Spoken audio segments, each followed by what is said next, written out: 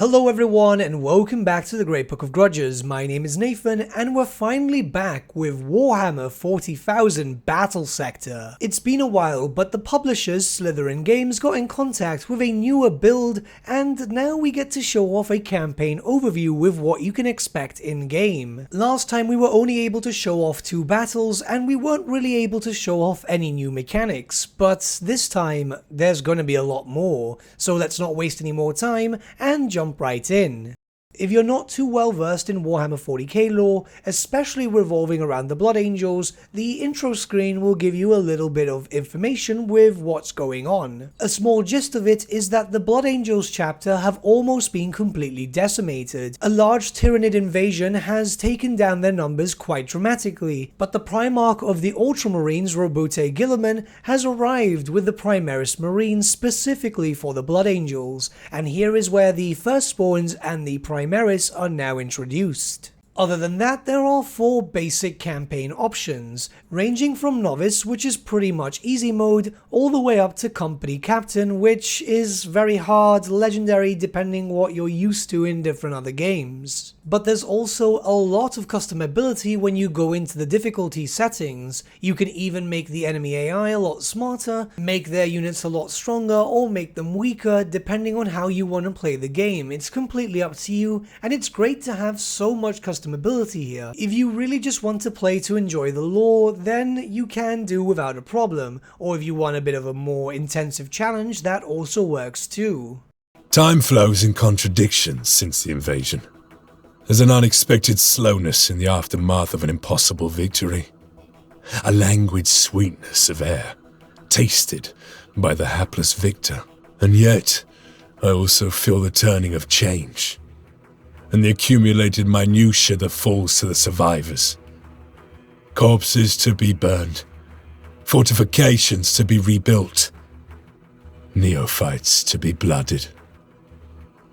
Regardless of our losses, we are the angels of death, and we are always prepared for war.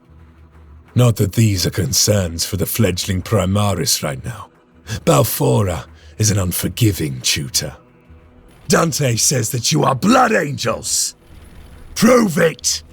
Show me that the blood of the great angel flows within your veins. So I had to include a bit of the voice acting because it's done rather well. The problem that a lot of 40k games have is that the Space Marine voice acting is normally done in a ridiculous manner, so at least you get an element of seriousness with this. But with all that being said, we're looking over at some basic gameplay through the first mission of the campaign. We've already covered this before, and I will be covering this in much more detail when I return to streaming at the end of the week. But in short, it's turn-based combat, but very fast. You can actually issue orders to your units to move around and not have to wait for one unit to finish it off. This works very well if you're the type of person who already knows what you're going to do as you've seen the AI move. Your units at the beginning of the campaign will be okay, however, they can be upgraded as time progresses and you can change out their weapons, even give them a few buffs here and there, or some new equipment.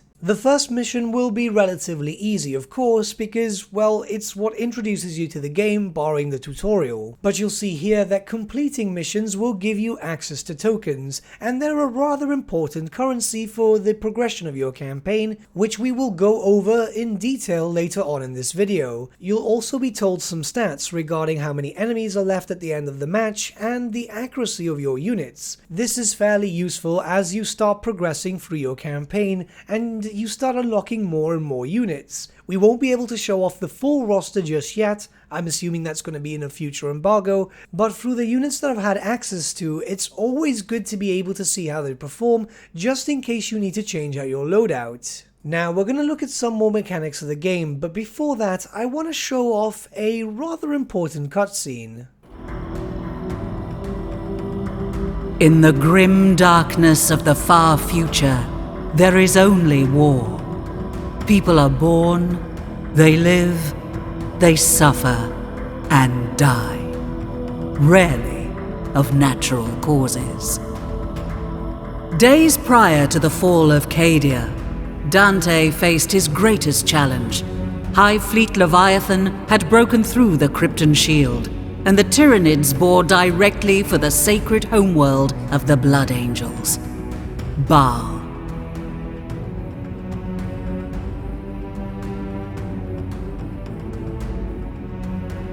Sons of Sanguinius rallied from the far corners of the galaxy. Complete strangers died side by side as brothers. Yet even this unprecedented congregation could not hold back the Great Devourer. In their darkest moment, the Blood Angels gathered around Lord Commander Dante, a last stand. They gave themselves to the Red Thirst and stood in defiance of the alien.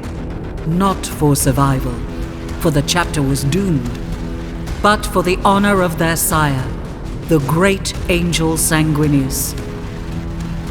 And then, pandemonium, the Cicatrix Maledictum opened and tore the galaxy in two. Time stretched, contorted. Demons of Khorne poured across the moon of Baal Primus, tearing at Xenos and Marines alike. Havoc reigned. But just as quickly as it appeared, the Cicatrix Maledictum contracted. It took with it both the demons and vast swathes of High Fleet Leviathan.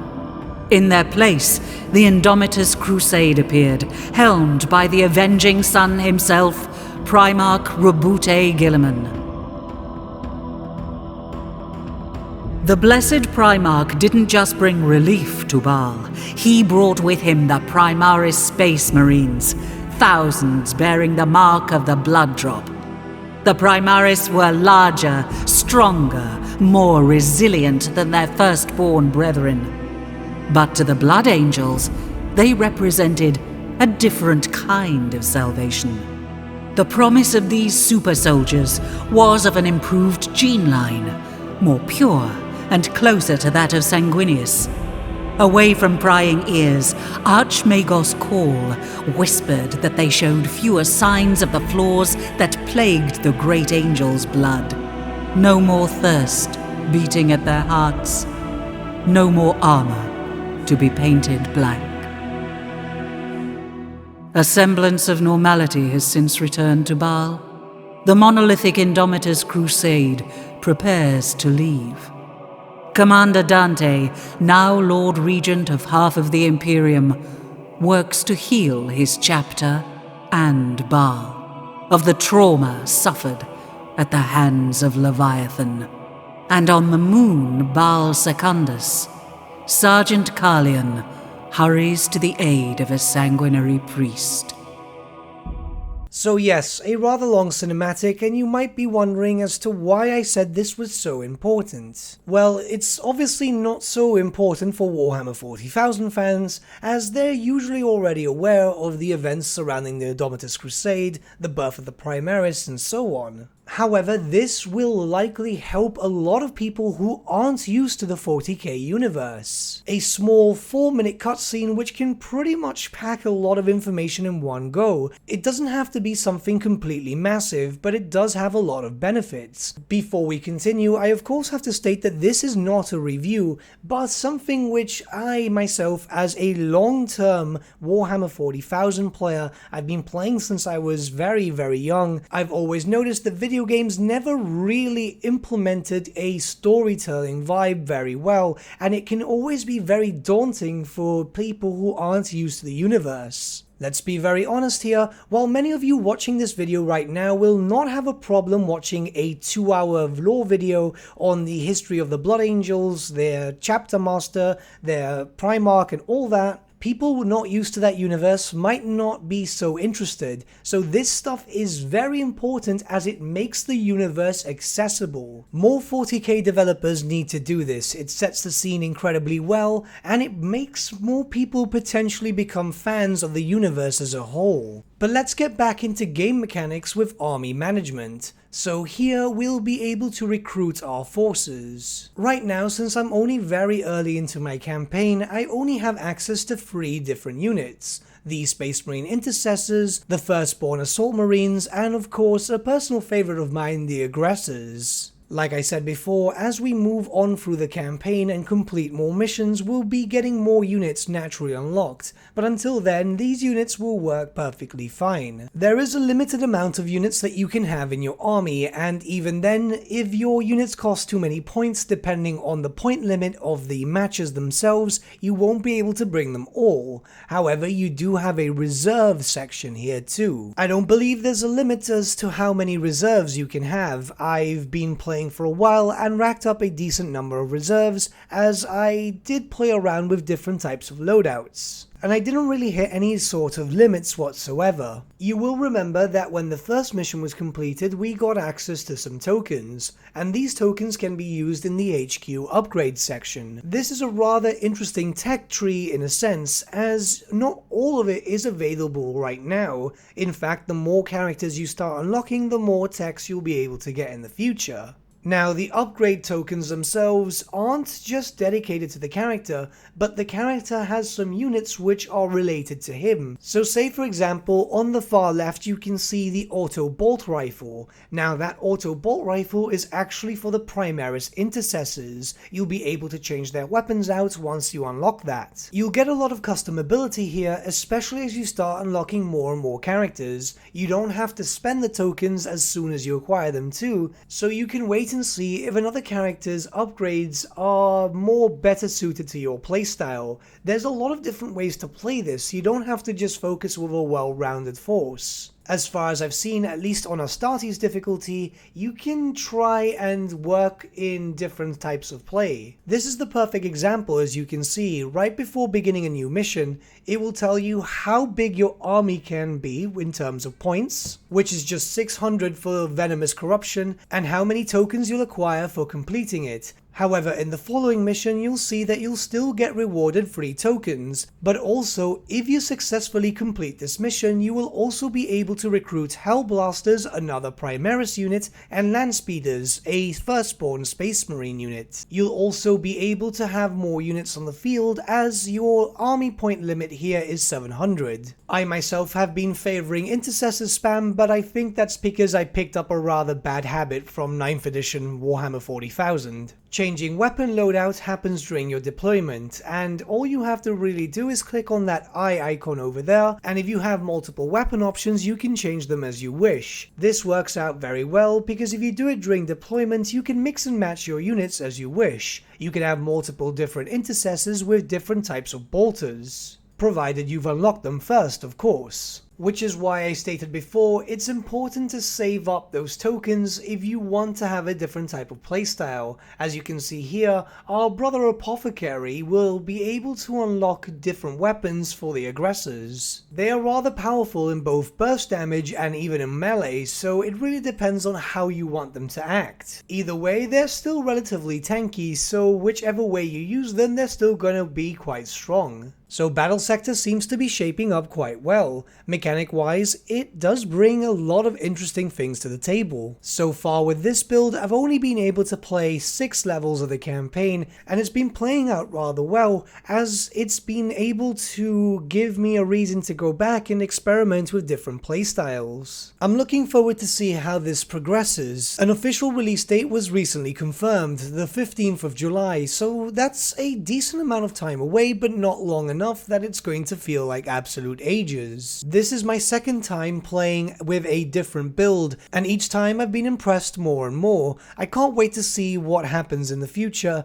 and hopefully we will stream it this weekend so you guys can get a better view at all the mechanics and obviously the missions that are available. What do you guys think about the mechanics available in Battlesector? I think that it shows a lot of promise myself, but I'm curious to see what you guys think. So let me know your thoughts in the comments below, and let's start a bit of a discussion. But with that, my friends, we've come to the end of our video. Thank you so much for watching. If you did enjoy the video, might I suggest giving the video a like, or even subscribing to the channel, as it really does help us out.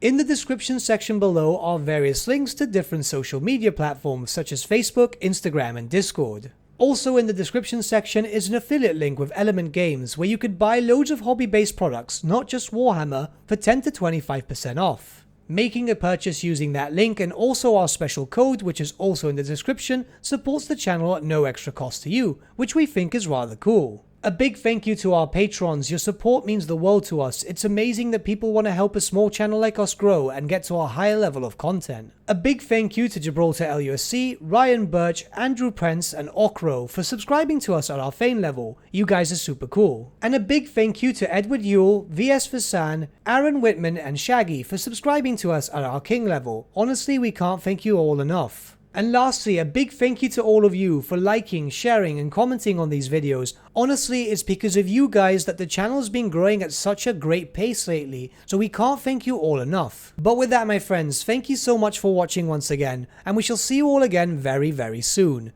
Have a good day.